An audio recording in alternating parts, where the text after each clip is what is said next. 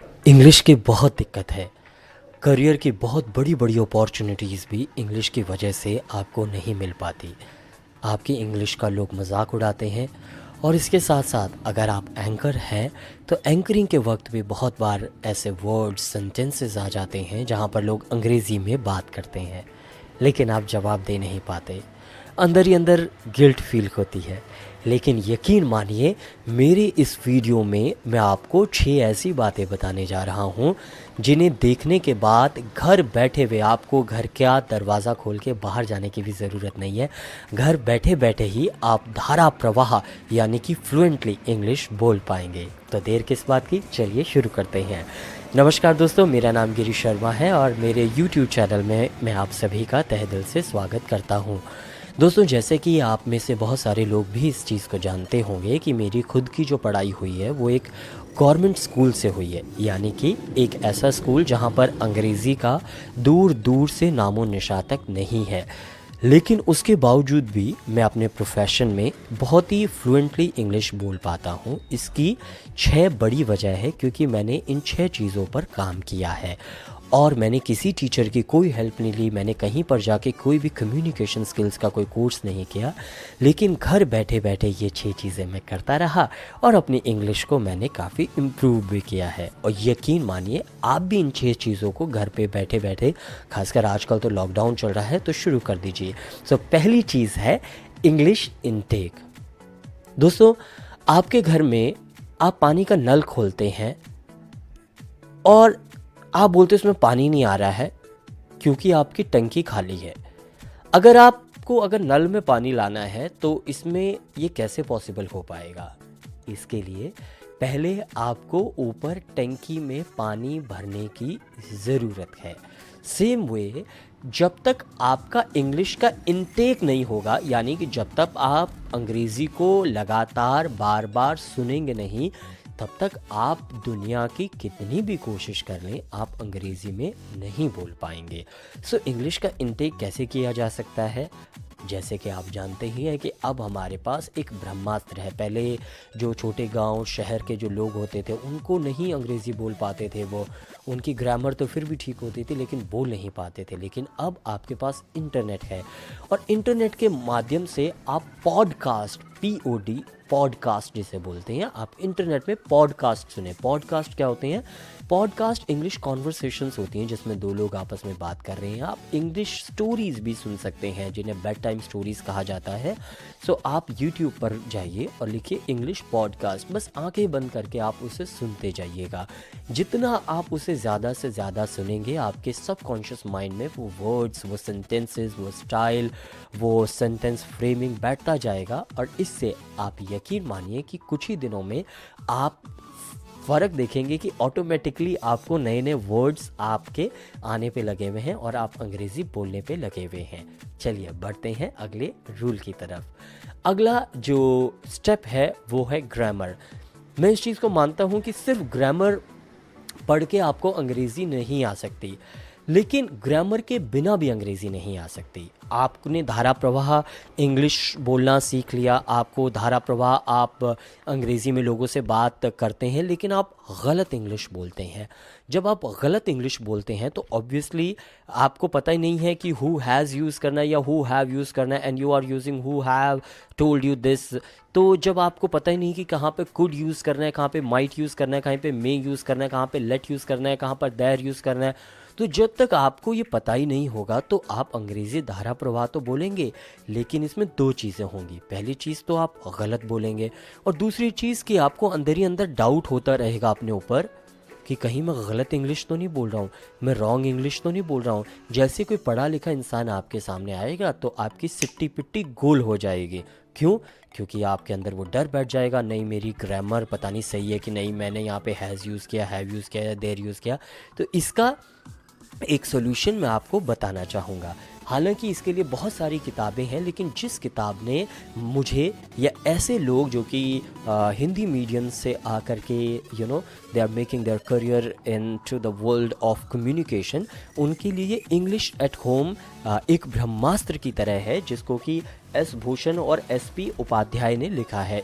English at home इस किताब को, इसकी जानकारी मैं नीचे डिस्क्रिप्शन में भी दे दूंगा, तो इस किताब को आप ज़रूर मंगवाएं और इसमें आप ग्रामर के रूल्स को बिल्कुल कंठस्थ कर लें, क्योंकि जब आपकी ग्रामर स्ट्रांग हो जाएगी तो आपको ये पता चल जाएगा कि कहाँ पर कैन यूज़ करना है, कहाँ पर कुड यूज़ करना है, कहाँ पे व्हेन यूज़ करना है, कहाँ पे वुड यूज़ करना है।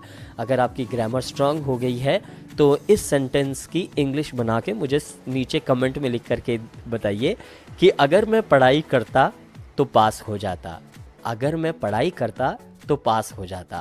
क्या होगी इसकी एग्जैक्ट इंग्लिश, मुझे कमेंट बॉक्स में लिख के बताइए। बढ़ते हैं अगले स्टेप की ओर। तीसरा स्टेप ये है, हाँ इसकी प्रैक्टिस मैंने बहुत की, this is known as what is happening.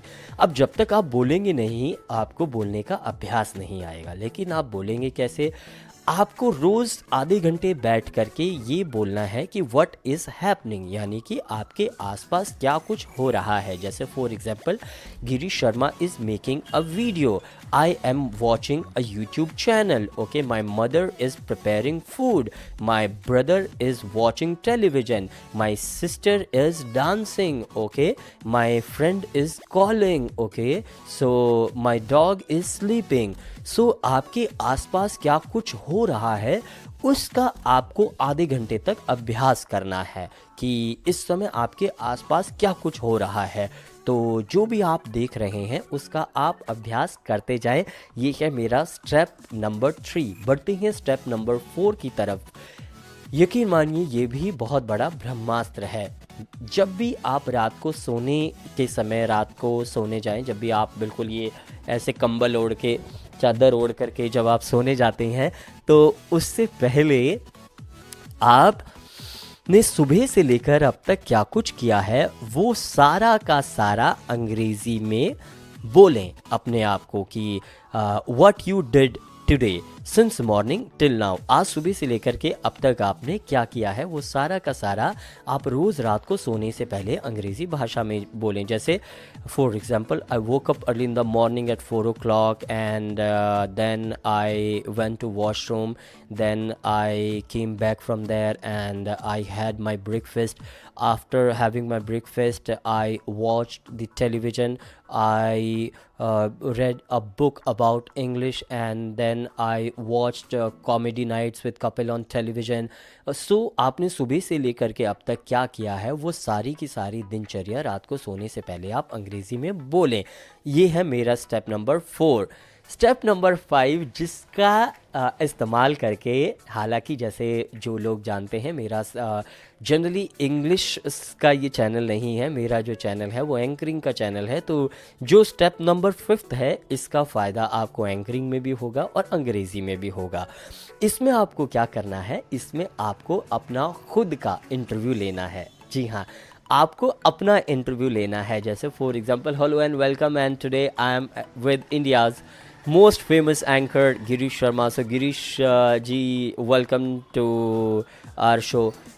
Thank you for having me here in this interview, and I'm happy that you called me for this interview. Okay Girish, tell me about your life. How you started your journey? Well, I'm a small town boy and I started my career in a call center and then I went. आप देख रहे हैं मैं खुद ही अपना interview ले रहा हूँ और खुद ही इसका जवाब भी दे रहा हूँ। तो ये होता है अपना खुद का इंटरव्यू लेना। क्यों? क्योंकि आपके पास कोई भी आसपास कोई शख्सियत नहीं है जिनसे आप अंग्रेज़ी में बात कर सकते हैं, आपका माहौल नहीं है, आपका एटमॉस्फेयर नहीं है। तो कोई बात नहीं, आप खुद ही अपना एटमॉस्फेयर बनाइए।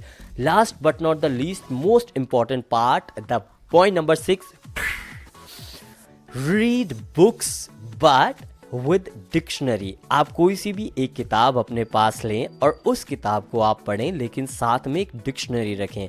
डिक्शनरी की बुक नहीं, लेकिन अपने मोबाइल पर यू डिक्शनरी करके एक ऐप आती है, उस ऐप को आप डाउनलोड कर लें, या इसके साथ साथ आप गूगल में भी डिक्शनरी खोल के रख सकते हैं। सो आपको इस चीज़ का ख्याल रखना है कि जब भी आप उस बुक को पढ़ें, आप बोल बोल के उस बुक को पढ़ें, यानी कि लाउडली उस बुक को पढ़ें, और जो भी वर्ड जिसकी प्रोनंसिएशन यानी जिसका उच्चारण आपको नहीं आता है, उसका उच्चारण आप उस डिक्शनरी में सुने।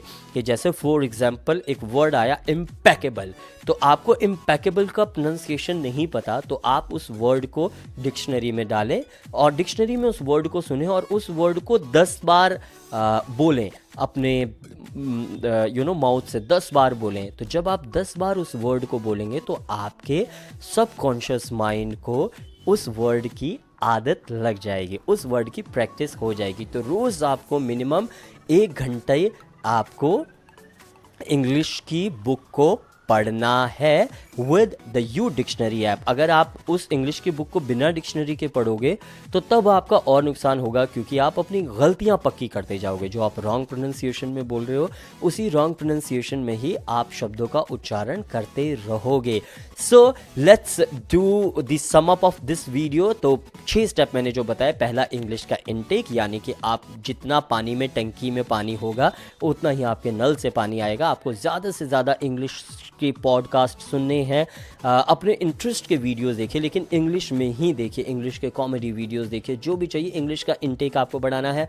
पॉइंट नंबर 2, आपको ग्रामर में काम करना है, क्योंकि जब तक आपकी ग्रामर स्ट्रांग नहीं होगा ही आपको अपने ऊपर डाउट होता जाएगा कि कहीं आप गलत अंग्रेजी का इस्तेमाल तो नहीं कर रहे हैं। Point number 3, what is happening around, आपके आसपास क्या हो रहा है, आपको इस चीज़ का अभ्यास करना है। पॉइंट नंबर 4, आपने सुबह से अब तक क्या किया है, रात को सोने से पहले आपको ये बोलना ज़रूरी है। पॉइंट नंबर 5, आपको अपना खुद का इंटरव्यू लेना है और खुद की रियल जर्नी अपने आप को बतानी है, खुद क्वेश्चन पूछने, खुद जवाब देने हैं। पॉइंट नंबर 6, आपको किताब पढ़नी है यू डिक्शनरी की ऐप के साथ, जिसमें कि जिस भी वर्ड की प्रोनंसिएशन आपको नहीं आती है उसकी प्रोनंसिएशन आपको उसमें देखनी है। यकीन मानिए, आप 1 महीने, मेरे कहने पर आप 30 दिन इसका अभ्यास अपने घर पर कीजिएगा और आप फ्लुएंटली इंग्लिश बोल पाएंगे। वेल दोस्तों, आपको ये मेरा वीडियो कैसा लगा, ये भी आप मुझे कमेंट में लिख के बहुत ज़रूरी बताइएगा, क्योंकि मुझे बहुत अच्छा लगता है जब आपका सपोर्ट मुझे मिलता है। चलिए, आज के वीडियो में इतना ही। Thank you for watching. नमस्कार।